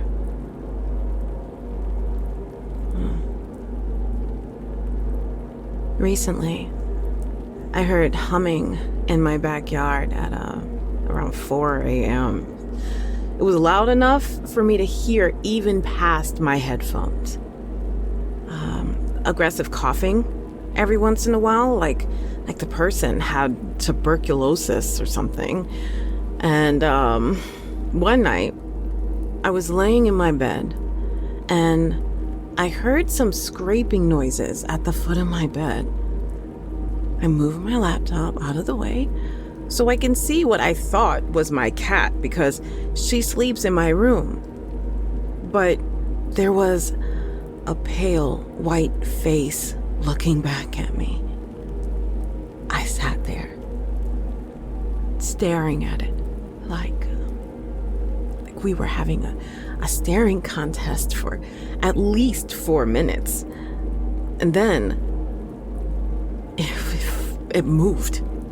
So I grabbed the sock and threw it at it and yelled at it to go away so I could sleep. What did I get in return? It tugged at my hair for a little bit. This is going to be the last one for now, because all of them have been up and about recently a lot more. I was sitting in my room, playing on the PS4 with my friends, and as I was talking to them, I felt 2 hands come up to my neck and squeeze.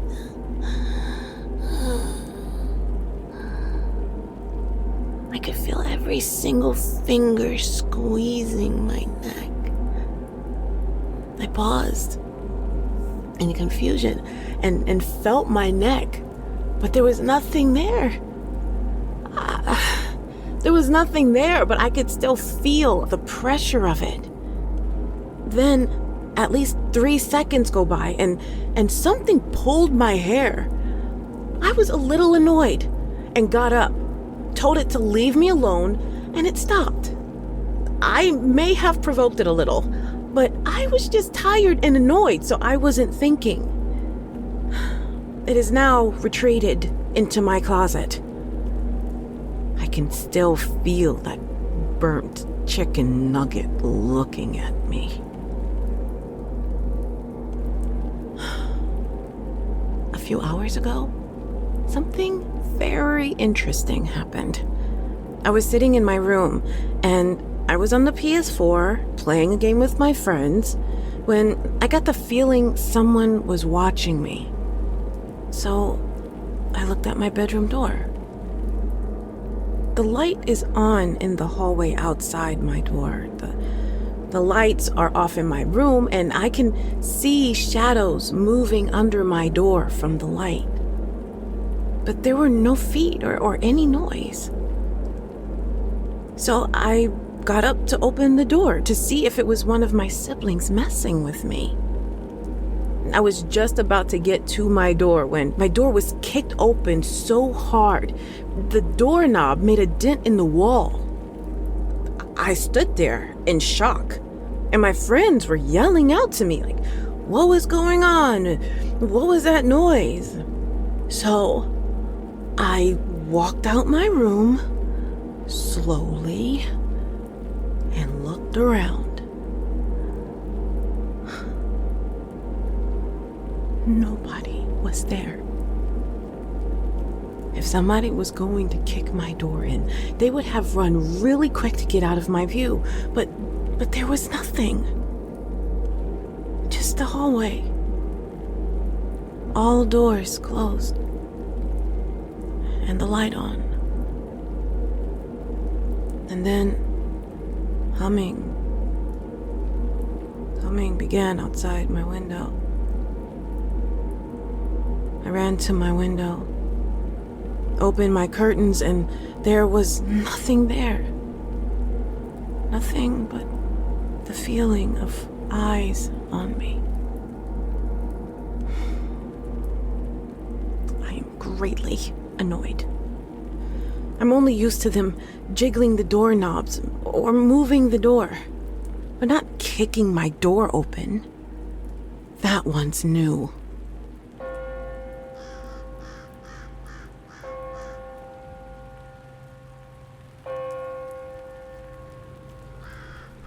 For privacy purposes, let's just say my name is Max.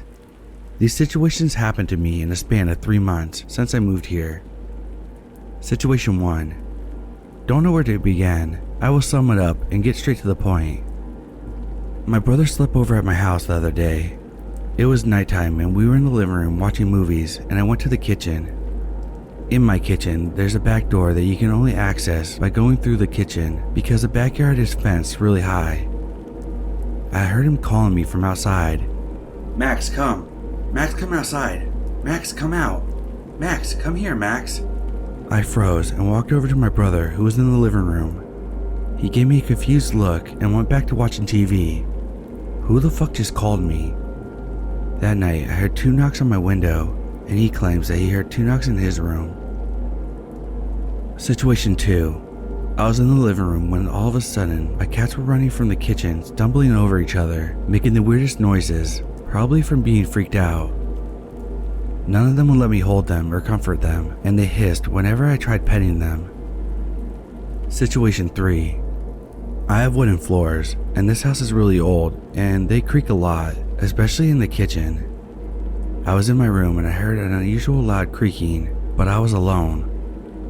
My cats have never caused the floor to creak, so I quietly walked over to the kitchen and saw nothing. The back door was locked. As soon as I was about to turn back, I heard what the door sounds like when you try to pull it without turning the knob first.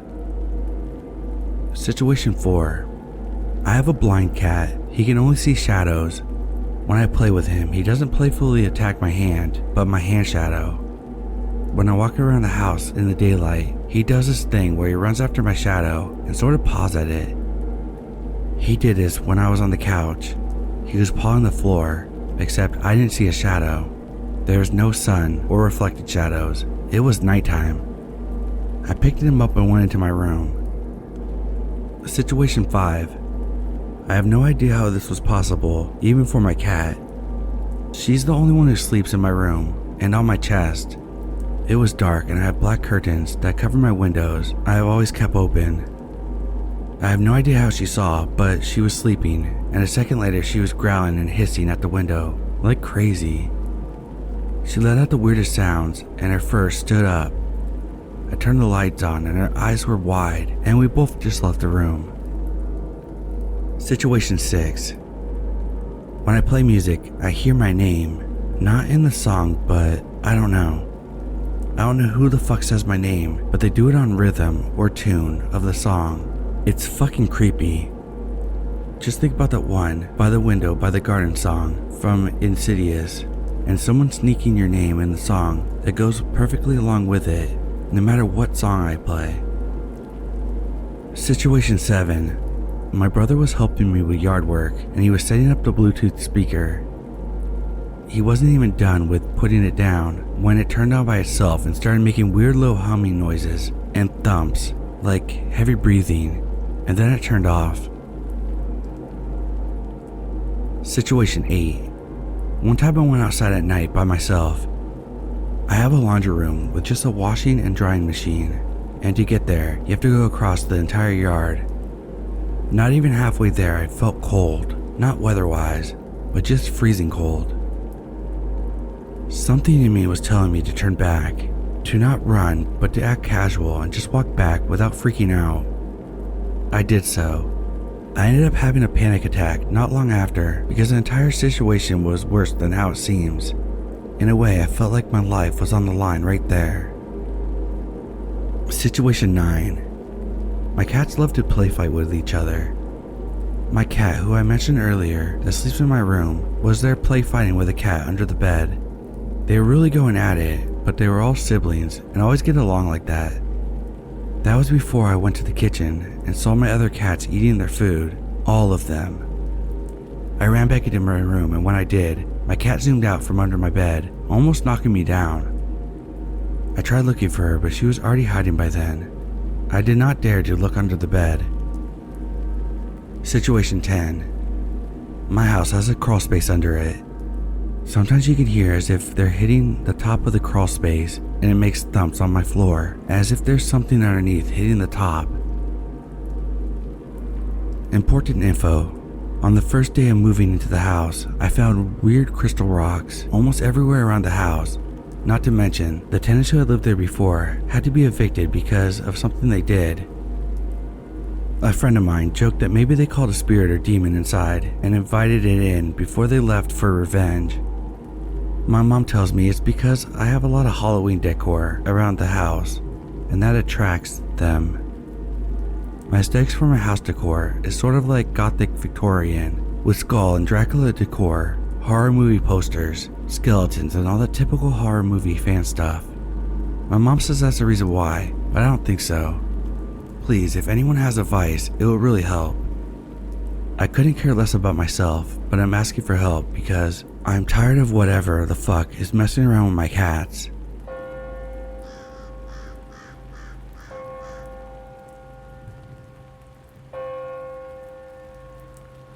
So my sister just moved into a new house with a guy she really likes.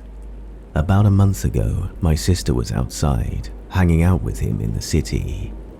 A stranger went up to them and tried to rob them. The stranger shot her significant other in the head in front of her. He then aimed at my sister.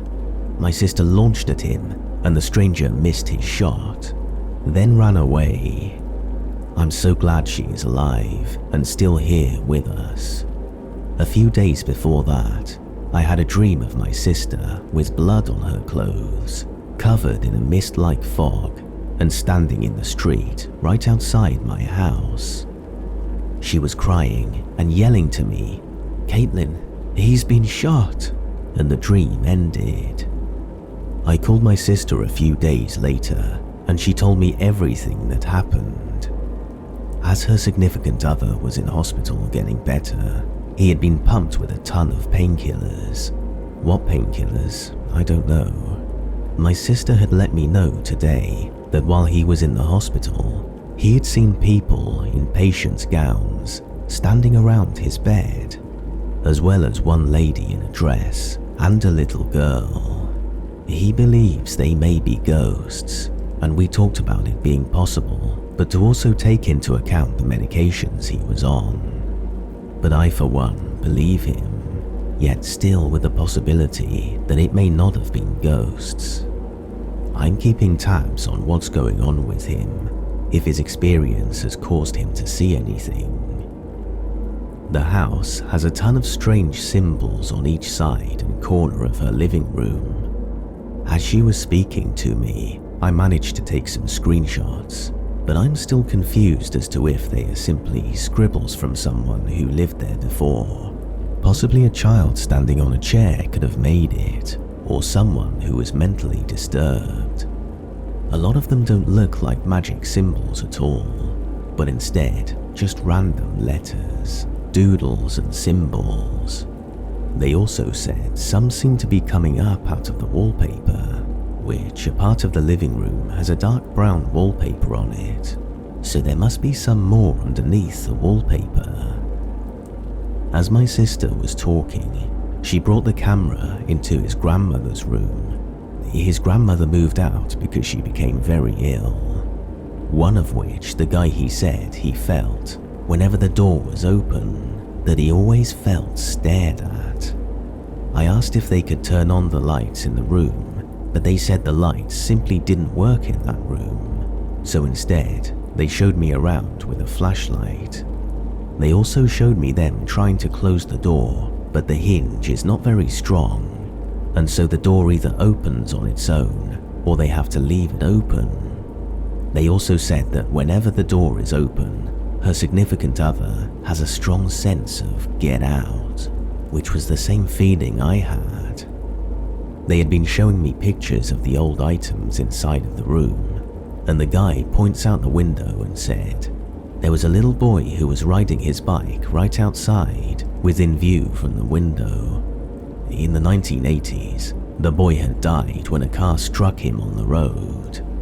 They continued to show me around the house via video chat, asking me to come over and do a spirit box session for them. As they walked around the room, there was a picture on the wall, a case, more so with wooden shoes inside it. There had been old photos of two sons sitting together, and then a woman and a man. The woman was in a white wedding dress. Then the guy pointed and said, she looks just like the woman I saw in the hospital. He believes it may have been his great-grandmother. My sister took some photos of the symbols as well around the living room. They have been hoping that I may be able to help them figure out what may be wrong with the house.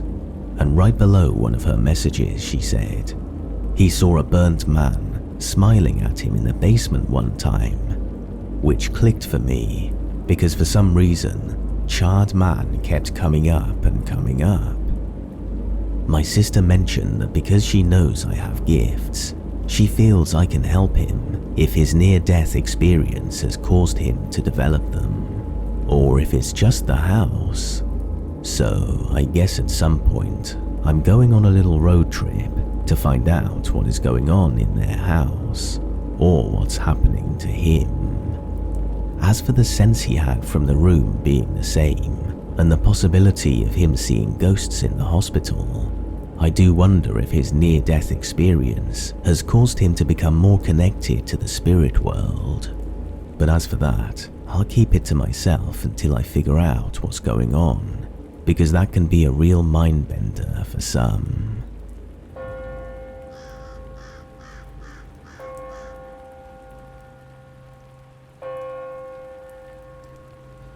The way our house is set up, there is a staircase leading up to the master suite, and it is at a 90-degree angle, no vents. One night, about 2 months ago, my boyfriend is standing at the end of the bed, looking towards the door, which is in a little hallway, so I couldn't see it from the bed. He was weirded out because there was a strong draft coming from under the door, but that's impossible based on how the staircase is. Then, I see him and my cat turn towards the door and react at the same time, looking shocked. And I hear the door creaking open and then slam shut. There was nobody there. Then there was the sound of loud stomping running up and down the stairs, up and down, up and down, up and down for a good 5 minutes. Nobody in the house. And every couple of nights for about a week or two, this running and banging up and down the stairs happened. It happened so much to the point where we almost got used to it and would just try to drown it out. Then it stopped, just as suddenly as it had started. There were a few little occurrences, doors opening by themselves, small noises, etc., but nothing crazy. Our back door has a storm door that has a dog door on it, and then there is the actual back door that is solid. The back door leads into a sunroom that is open to our backyard.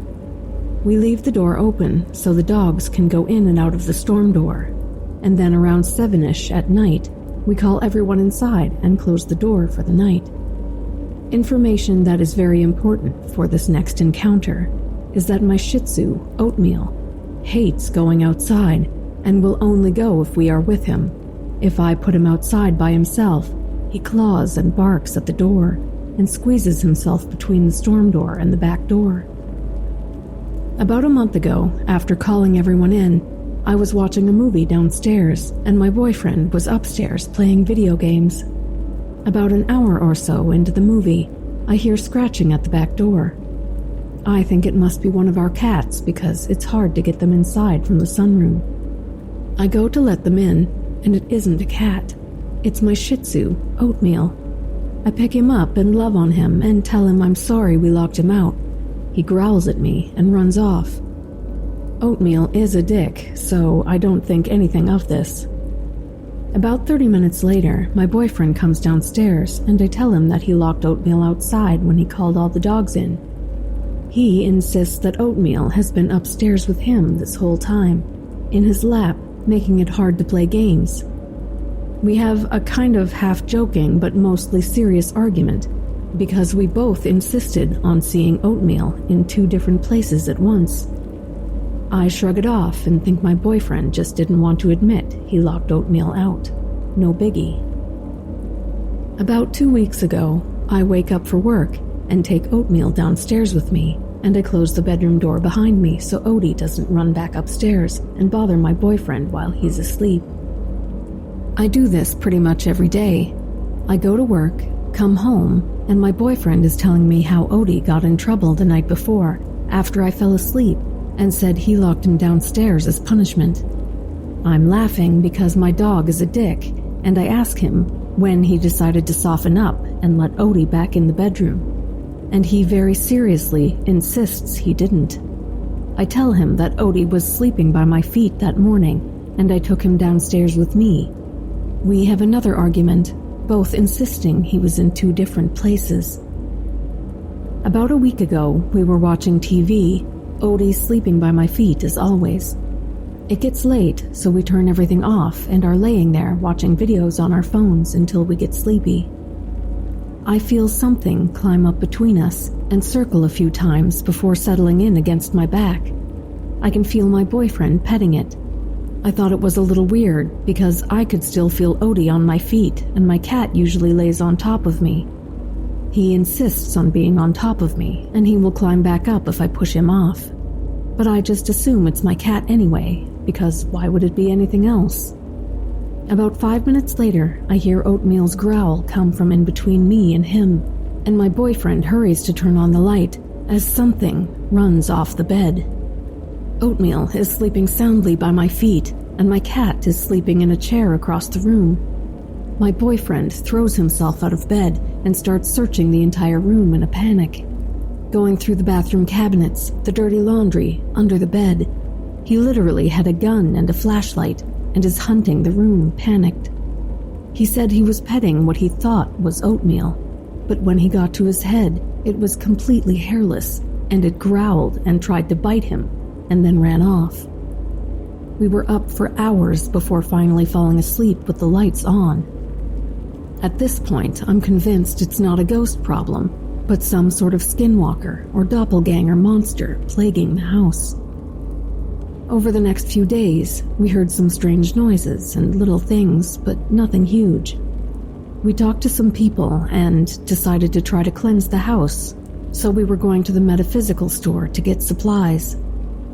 As we are getting ourselves together, I hear 3 knocks come from the top of the stairs. I asked my boyfriend if he heard them, and then there was another 3 knocks, this time louder and more separated, more deliberate. Knock, knock, knock. We leave the house. When we get back, we decided to leave the stuff in the car until we are prepared enough to do it, because we didn't want to make whatever this thing is angry. But I did bring in a worry stone I got. I used to have one from when I went to Ireland that I'd carry in my pocket, but I lost it. I put the worry stone in my nightstand. We spent the evening downstairs. All of the animals were downstairs with us, and the bedroom door was shut.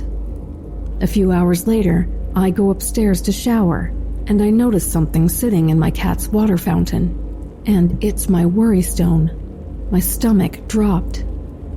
So then, the next night, we are at dinner with my boyfriend's mom, and she is telling me about all this weird stuff in the house I didn't know about, including a mailbox in the wall in the downstairs closet. She says she assumed they used it to hide money, which I think is odd, but I decided to entertain that possibility until I actually went home and saw the mailbox. It's a tiny, bright red mailbox. They cut a hole and anchored it into the closet. The back of the mailbox is gone, and it opens into a crawl space between the wall and the back of the fireplace.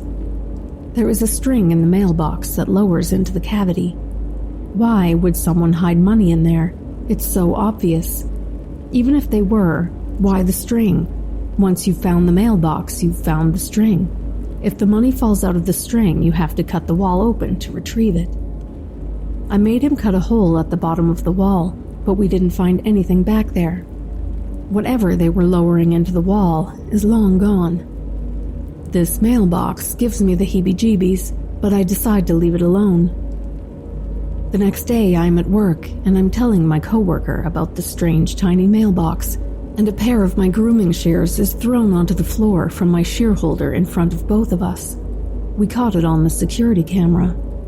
My coworker was so freaked out, she had the manager go review the footage.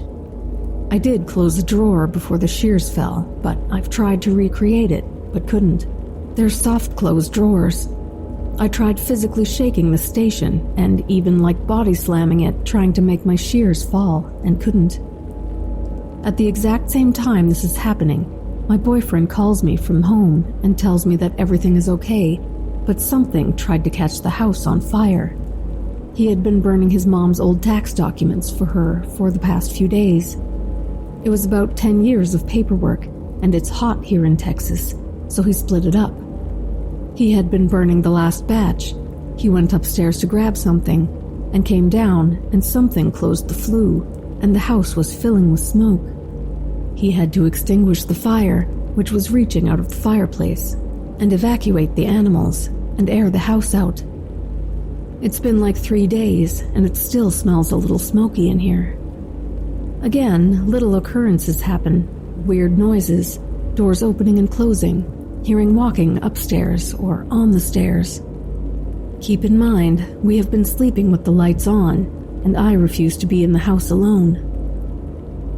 Then, last night, around 2 a.m., we are both awake and decide to go downstairs and grab a snack and let the dogs out. My boyfriend is outside with the dogs, and I hear clear as day, loud thumping footsteps in our room upstairs. I go outside. Then, when we both come back in, we are on the couch and the light in our dining room is flickering. I ask him if he noticed, and he tells me that it started flickering when I got home. He tells me that's how he knew I was home and met me down at my car earlier that day. He said it hadn't flickered all day until I got home, and now that we were talking about it, the flickering got worse. On and off, and on and off, and on and off. We decide to turn the lights off and go back upstairs. Then, upstairs in our bathroom, the light bulb in our wax melter bursts mysteriously. He goes downstairs to the laundry room, and our laundry room light all of a sudden won't turn on, when it was just on less than 30 minutes ago. He comes back upstairs, we lock our bedroom door, and try our best to go to bed. This morning all the lights are working fine, until I'm out in my craft shed, where the electricity starts going on and off, on and off, and on and off randomly. Everything all at once, like the breaker is being switched back and forth. And then, it just stops. After a few days of flickering and strange noises, and doors opening and closing, we cleansed and salted the property. Here's to hoping this is the end of it. It would be nice to be able to sleep with the lights off again.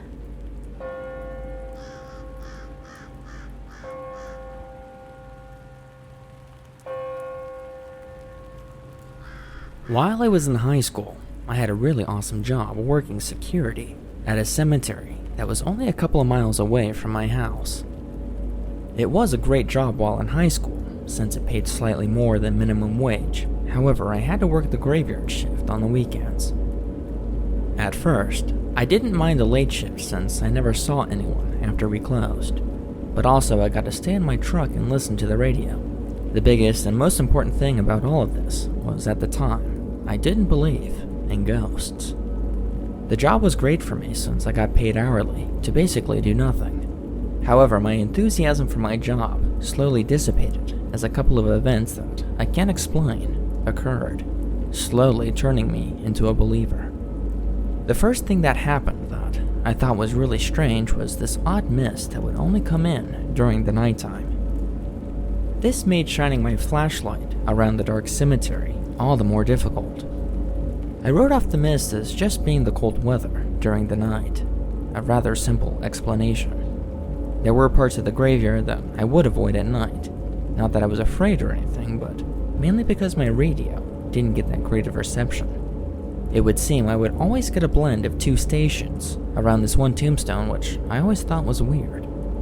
It would be the only part of the graveyard that would do it. On the tombstone was the death date, June 6th, 2006. Or in other words, 666. I am not a superstitious person, but I always thought that was weird. The next thing that I noticed that I thought was weird were the lights. When I'm saying lights, I'm not referring to the lampposts inside the cemetery. I'm referring to actual lights that floated and hovered around the cemetery. At first, I thought they were these lightning bugs, but typically, those give off a greenish-yellow glow for a few seconds. These lights that I would sometimes see were white. Rather than dissipating after a few seconds, they lasted for a couple of minutes and moved very slowly. I wrote off this experience as a mixture between the mist that hovered in the graveyard and the passing cars that would sometimes pass by the cemetery throughout the night. This explanation didn't really hold up considering not that many cars drove by that late at night. The lights didn't scare me, they just made me uneasy.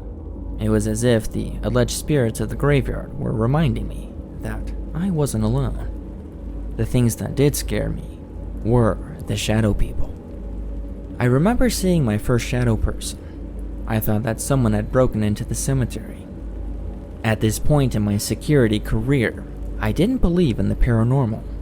Because of this, the only reasonable explanation that I could come up with was someone had broken in and that I needed to find them. I left my truck and chased after them, but I obviously ended up empty-handed, as well as a good distance away from my truck that I originally wanted to be. On my long and lonesome walk back from my frivolous pursuit, I thought I heard whispering all around me. Normally I would write this off as the wind in the trees, but I heard actual words, as well as my name, my full name. This obviously bothered me, and I spent the rest of the evening inside my truck. There was another time I was doing a patrol while I remained inside the safety of my truck, while listening to the radio. I was disoriented with all the mist, and I hadn't realized I was near the 666 tombstone, and my radio went on the fritz. Instead of the normally merging the two radio stations, I heard something very deep and growling coming from my radio. It told me the exact day I would die in a very demonic voice. This event wasn't nearly as scary, but a part of me is quite curious to see if this would be correct. Granted, this experience was probably just someone fooling around on the radio late at night, but you better believe me when I tell you I have the exact date written down, just in case.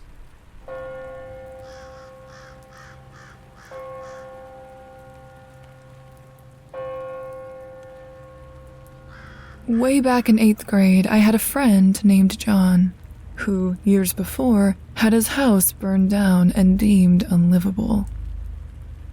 Now, being a kid, full of confidence and not fully believing yet, me and another friend, Jim, called BS that said burned house was haunted. Finally, one day John agrees to go see his house, as his family still had the keys and it was on his way home.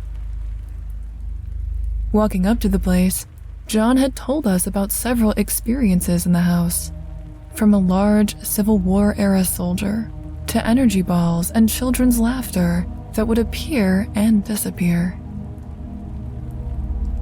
Even taking this information, we still called BS and went inside the house. The inside of the house was fine. The garage was the part that had burned, making it a hazard but safe enough to explore. But it did feel strange. Zero airflow, no dust, and at first, dead silence. After walking in and essentially going straight to the garage entrance in the back door to show the fire marks and point out where John had found arrowheads in his backyard, we decided to look around more. Very soon after, we started walking toward their old rooms. And that's when we all very faintly heard the music. The strangest part is that each of us heard entirely different genres: rock, classical, and rap. We reached John's sister's old room, and it was barren, of course. The windows were covered, but nothing weird. We did the same with John's old room. Between the two of them, most of the apparitions had started and then gone and disappeared into John's parents' room, so logically that was our next and final step of the tour. Confused by the indescribable music and getting nervous now, we reached John's parents' room. We tried the door, but it felt sealed, like when something heavy is against it, or a vacuum is applying pressure. However, the house was sealed, and we were supposedly the first ones inside in a long time.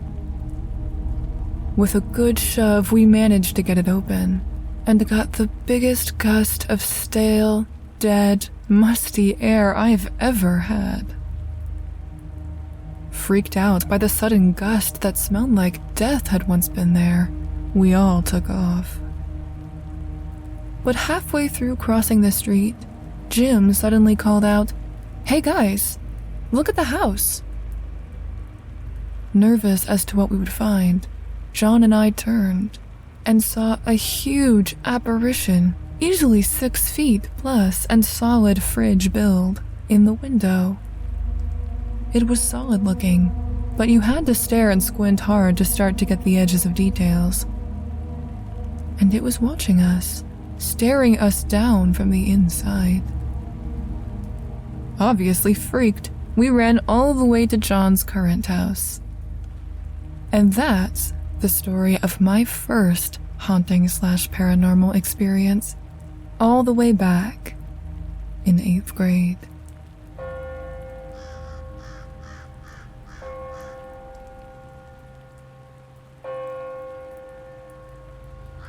I lived in this apartment/townhouse from the time I was about 4 to 15. It was just me, my mum, and our old rescue dog.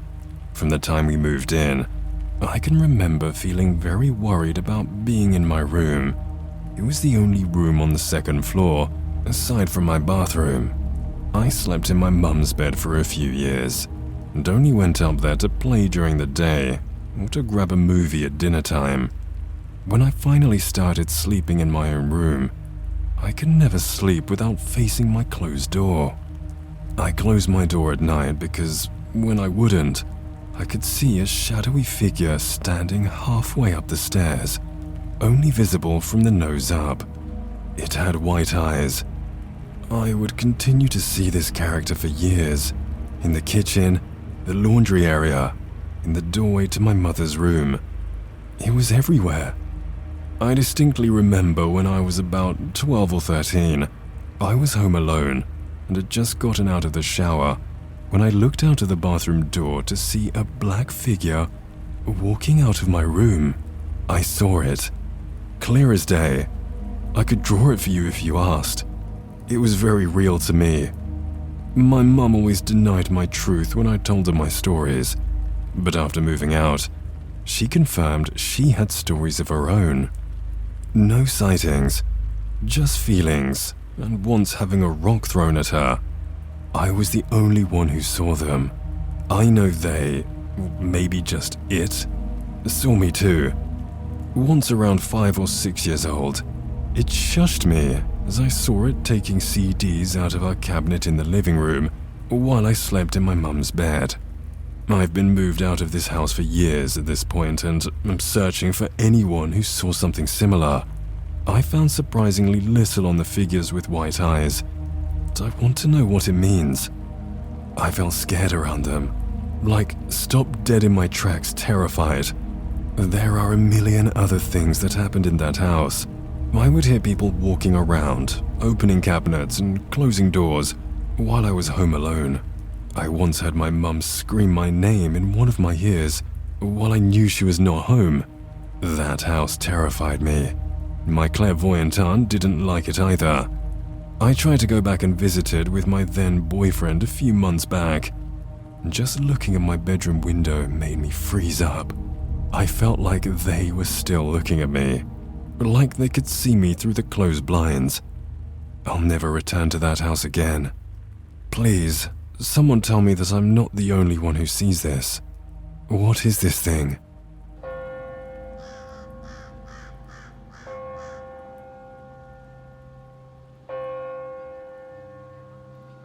Hello watchers and listeners, thank you so much for watching. Well, happy Halloween everyone. I want to say a huge thank you to all my fellow narrators who joined me on this one. I'm so lucky to have so many talented friends.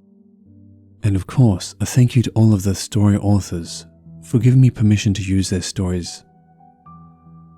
If you'd like to help support the channel, there's links to both my Patreon and also my Teespring in the description below. I regularly update my Teespring designs and recently released 5 new designs, so be sure to check that out if you're interested. And the biggest thank you goes to all of you. Thank you so much. I truly do appreciate it. And remember, Papa loves you.